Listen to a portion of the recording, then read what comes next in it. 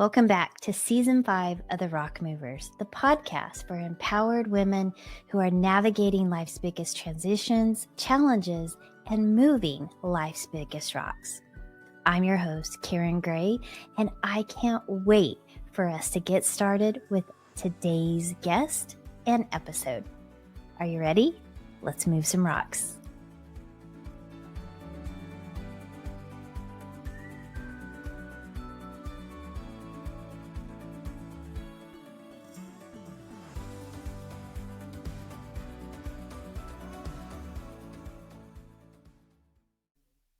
Welcome back, Rock Movers. Today's guest is going to just give you so much inspiration and encouragement because she has literally lived this journey that she is helping you move rocks for.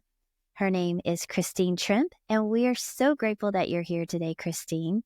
Christine is an award-winning author, speaker, coach, and sugar licensed practitioner known for her remarkable transformation journey, which led to a 100-pound weight loss. Her inspiring journey has been featured on various platforms, including the cover of Women's World and in publications like First for Women and Reader's Digest, which that is just so remarkable. Christine's journey has also been highlighted as a top success story on the world's largest low-carb website, dietdoctor.com. She left corporate after 32 years as a controller. Christine launched a successful career as a certified health and wellness coach, and she's the founder of the Sugar-Freed Me Method and community. She's also coming out with a new book in January of 2025, Sugar-Freed. So welcome to the Rock Mover community and podcast, Christine. Thank you, Coach Karen. I am overjoyed to be here with you today. Well, we are so happy to have you, and I am just so impressed by how you have used your story and your personal journey to help others move some really heavy rocks, but I know that that's just one part of what you've done. So share with our listeners today, what was that biggest rock that you feel like really turned the tide and changed everything for you? Hey, first of all, when I saw the name of your podcast and became familiar with your podcast, Rock Movers, that immediately struck me because my story began on the side of a big rock, a big mountain in the state of Colorado. I was at Rocky Mountain National Park. And wow. So, I have this vision of me actually literally moving mountains. What a great visual. And I love mountains. I was born in the Allegheny Mountains in Western Pennsylvania. And unfortunately, I live in a metro area in Michigan. I'm nowhere near mountains, so I have to get there. But that's it. It's the mountain. Yeah. It's the mountain of my poor health. It's the mountain of living for 3 decades, dealing with being overweight, obese, eventually morbidly obese, which was devastating, soul crushing to me. And one day I was sitting on the side of a mountain in Colorado. I could not go another step. I was gasping for air. And that's when I had my take ownership moment in my life. I came home from that Colorado trip and I began the process through health interventions and through personal intervention, resiliency, tenacity, and just moving that mountain in my life. The mountain I could not move for 30 years. All of a sudden, I began pushing rocks aside and just stepping out onto this journey. And it's been an amazing journey that I've been very blessed with to maintain I'm in my 7th year now of maintaining a healthy weight. So lots of rocks along the way that we could talk about. But yes, my big rock is that big mountain. Wow. Well, I mean, first off, congratulations. 7 years is no small feat. Right. And the fact that you didn't just move that rock for you, you've now used that as the platform that you launch off of to help others truly is about what being a rock mover stands for and what it represents. So for those that are new, if you're just hearing our Rock Movers podcast for the first time, we call rocks, or we call those things that you face, challenges, obstacles, hurdles, traumas, those heavy things in life that we tend to pick up mean something, and we tend to put them in our bags and carry them with us Yes. rather than, going, oh, that's a rock. That's heavy. That sucks. I'm going to leave that there. I'm not going to pick it up and carry it with me. No, we're overachievers, and we put it in our bags and we carry it with us to the point that we can't even move forward anymore. Mm. And so then we have an opportunity to look at that rock and say, do I want to carry this heavy thing that really doesn't serve me? Or do I really want to carry the lesson that it's taught me forward and use that lesson to then share with others and help them? So that's where the rock mover journey started, from my transition of moving those rocks out. And I love that that's exactly what you've done. I mean, you totally embrace the rock mover mentality. So I'm so grateful to have you sharing that. So you lost over 100 pounds. You have now created this healthy lifestyle movement, which we know isn't just about one thing, because how you do anything is how you do everything. So if you're unhealthy with your eating habits, you're probably unhealthy with your mindset habits and your work habits, and your relationships will also probably be struggling.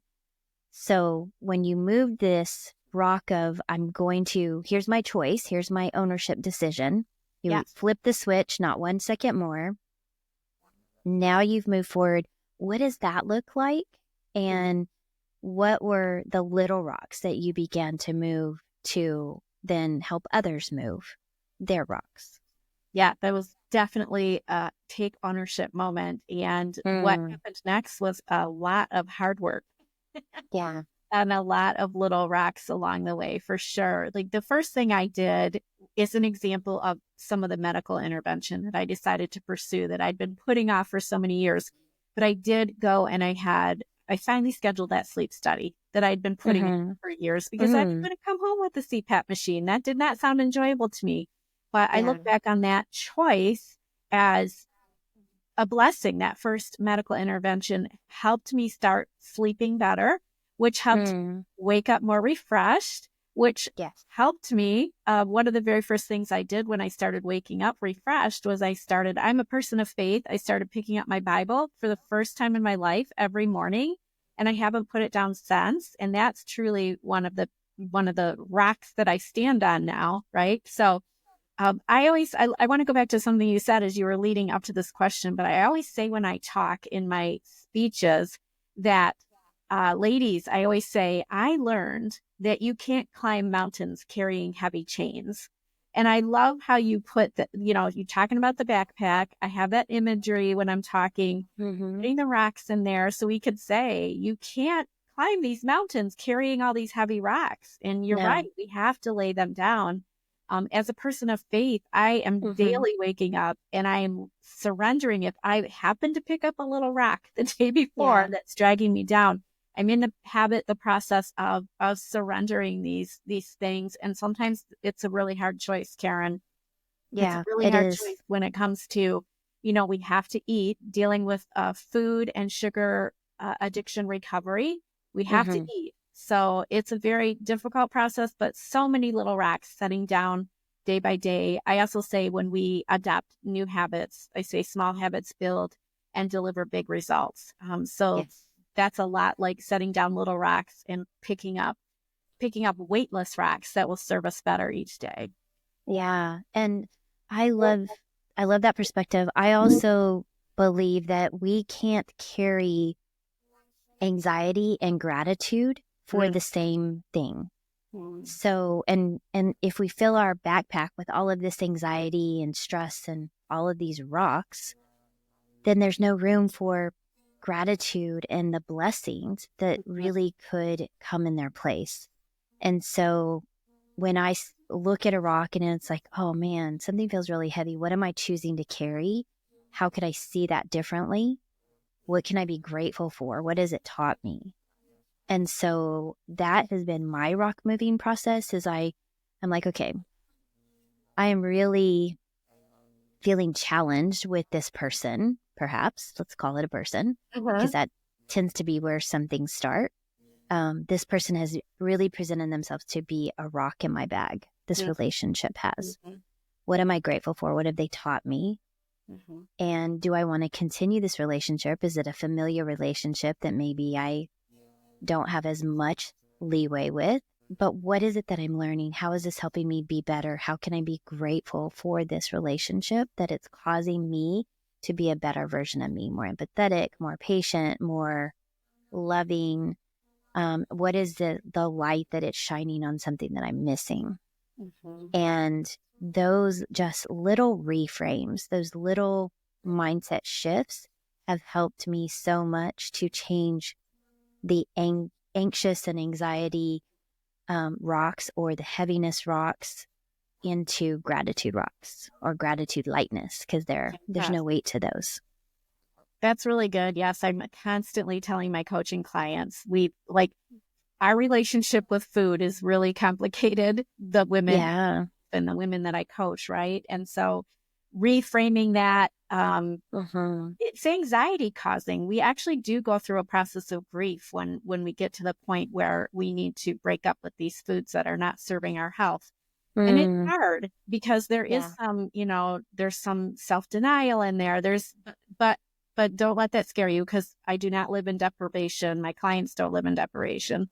But Yeah. it's that surrender that's laying it down. And then let's focus on what we can eat. Let's be grateful for what I love to call God's good smorgasbord.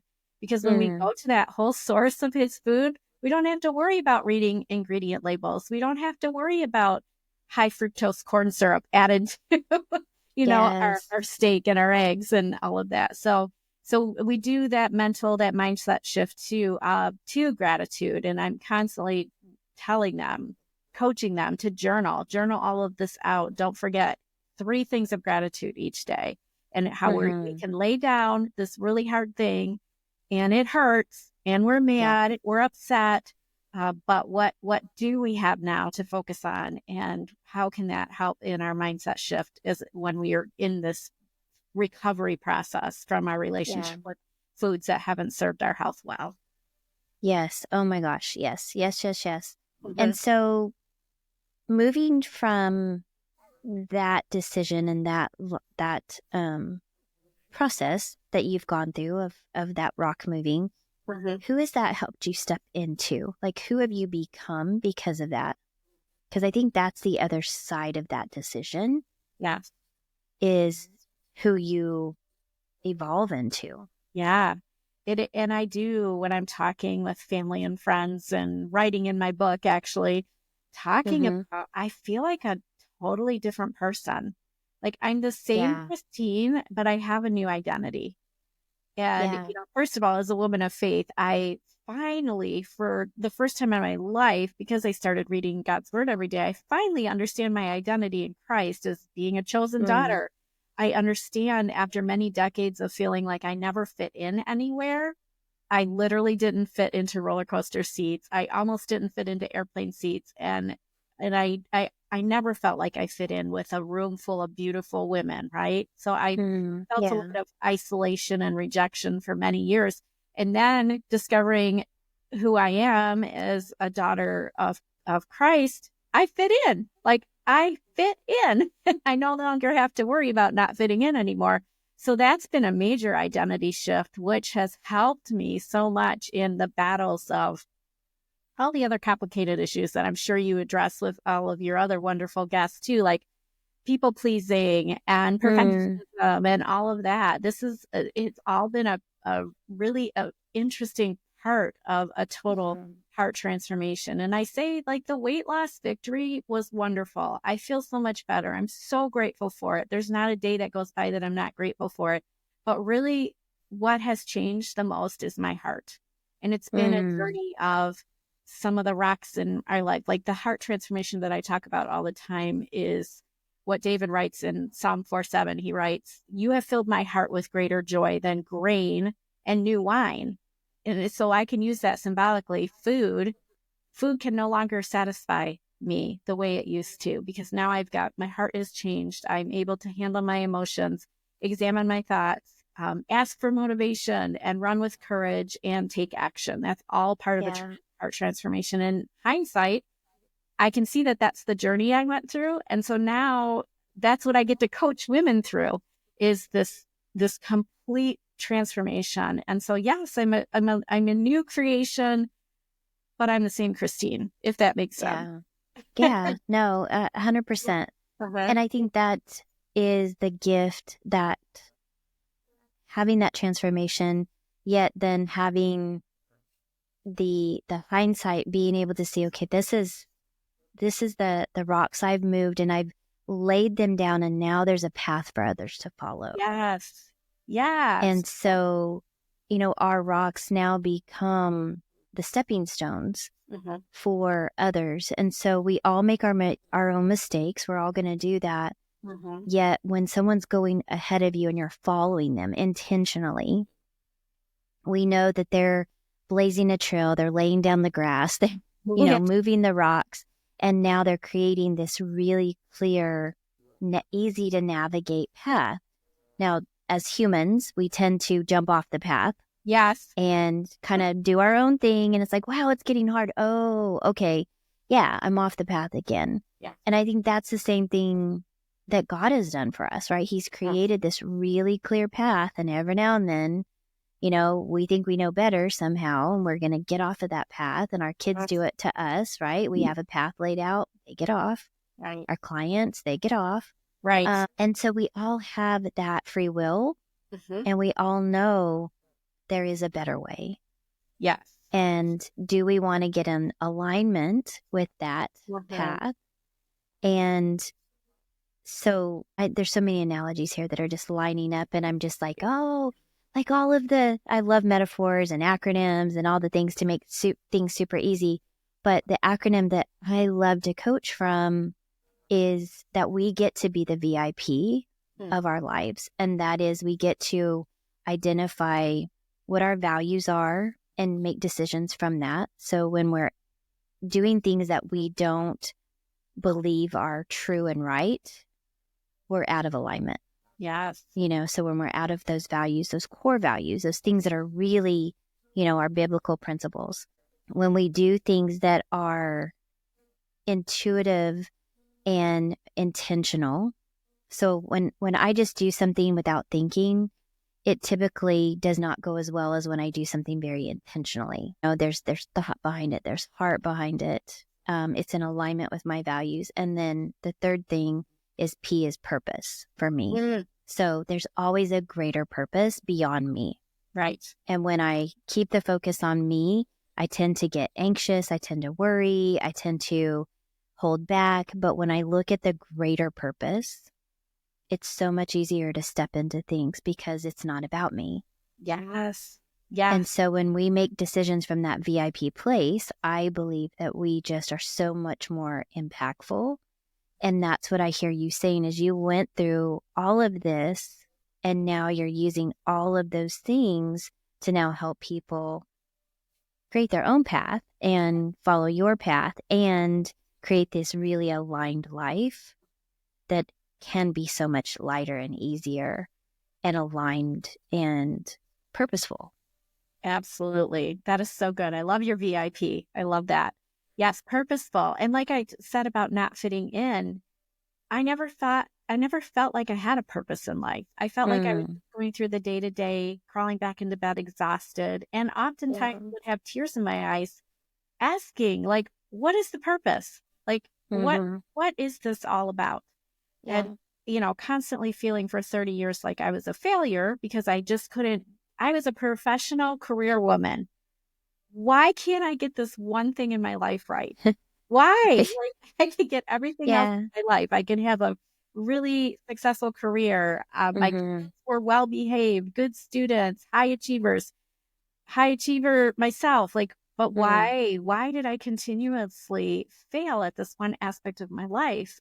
You mentioned earlier about the things that we put in our backpacks, and I think that you mentioned guilt and shame. So I carried that a lot. I carried that really heavy weight for many years. And what I learned, what was really freeing to me, Karen, was when I first discovered the keto and low carb way of eating, which is how I live my lifestyle now. I ditched the sugar for this whole food Remember listening to one of the doctors that I really admire. He wrote a book called The Obesity Code. His name is Dr. Jason Fung. And he did a short video series. And in one of the videos, he just looked at the camera and the screen and he said, "This is not your fault." And I was like, what do you mean? Like, obesity is not my fault. Like, I got myself in this situation. Wow. I Yeah. pretty much feel like it's self-inflicted. But, thinking about when he said that, I got tears in my eyes because that gave me a little bit of hope. And it led me down the path of hundreds of hours of reading, studying, listening to podcasts, YouTube videos, all of the things. Gave me this tremendous passion for metabolic health to help me get out of my problem. And now the pleasure is to help women get out of the problem. But going back to the guilt and shame, is my brain was hijacked by sugar addiction. So I say it wasn't completely my fault. I do take some responsibility for it because as a believer, I want to honor God in how I treat my health. And I didn't do that for so many years because I didn't think God really cared about how I cared for my health. But now I know better. So that makes it, knowing that it was not entirely my fault, made it so much easier to drop those rocks of guilt and shame and be like, there really is something physiologically going on in our brains when we are stuck in yo-yo dieting or roller coaster dieting or constantly relapsing. We could do something so well for 3, 4, 6 weeks, and then all of a sudden we're back on a sugar binge. Why is that? Because your brain wants that reward. It wants that quick dopamine hit. So there's a lot there that we can let go of, ladies. We can let go of the rocks of guilt and shame, because I do like to say this is not entirely your fault. But now that we have this problem, it's our responsibility to fix it, right? I think that's the key to ownership for everything, right? Yeah. Some things are imposed upon us. I mean, if you look at the American diet or the American, it's just the grocery stores, the restaurants, they do not make it easy to eat super healthy. They make it really easy for us to get addicted to sugar. I mean, it's in everything. I saw this post recently, this study about foods that are made for and shipped to Americans versus food that is made from the exact same processing plant, exact same manufacturer, whatever, producer, but shipped to Canada or the UK, the ingredients are so different. Yes. So I don't want to get on that No, conspiracy theory thing, but when I saw that, I was like, okay, they can make it easier, yet they don't. Or they can make it healthier, yet they don't. Why? Yeah. And I think it all has to come down to dollar. It has to be cheaper to make it this other way. And if they're not made to do it the right way, they don't. And so even crappy food, they make it crappy. I don't know how else to say it, but I mean, it's just, it doesn't make it easy. So yes, it's not completely your fault. There is a system that's rigged to work against you. Yes. Yeah, absolutely. And I don't like to go down the conspiracy theory lanes either too often, but it really makes you wonder. And unfortunately, unfortunately, we have to advocate for ourselves. We're the only ones that can advocate for our health. And we can unhook from sugar. We can, what I love to say, crush your cravings. Because in hindsight, I realized I was craving all the wrong things. And I was craving them for a reason. Physiologically, I was craving them because my brain was addicted to that. But also psychologically, spiritually, I was craving food. I was comforting myself with food. I'd say filling all the holes in my soul with comfort food. Just eating when I wasn't even hungry.